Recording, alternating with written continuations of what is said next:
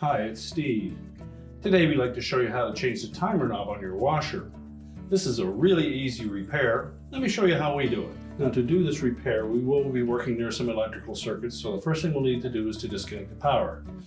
So we'll pull the washer far enough forward that we can access the plug. We'll unplug it. We'll also need enough room that we can remove the back panel. Now that we have access to the back of the washer, our next step will be to remove this back panel from the console. There are 3 screws across the top and 3/4 inch hex head screws across the bottom. So we'll just remove those Phillips screws from the top.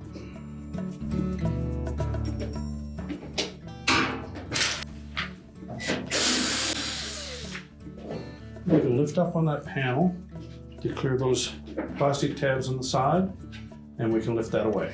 Now our next step in removing that timer knob is to locate the shaft at the back of the timer. We'll take a pair of needle nose pliers and gently grasp that shaft and just pull it out. You can then slide the knob off of the front. We'll discard the old knob. We'll position that new knob on the timer shaft. You'll take note that there is a slotted portion at the very bottom of that portion of the knob. We'll want to line that up with the flat portion of the timer shaft.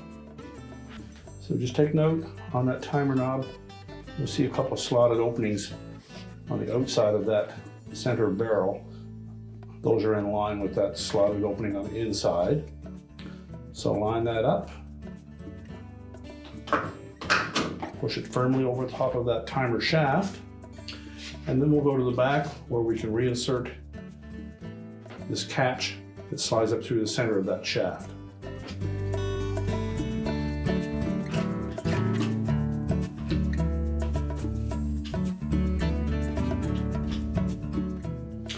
Now that shaft may or may not have come completely out of that timer.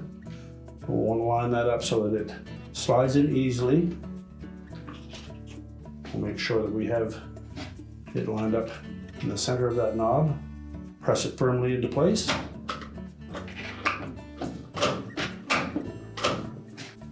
And now we can put the back on the console again.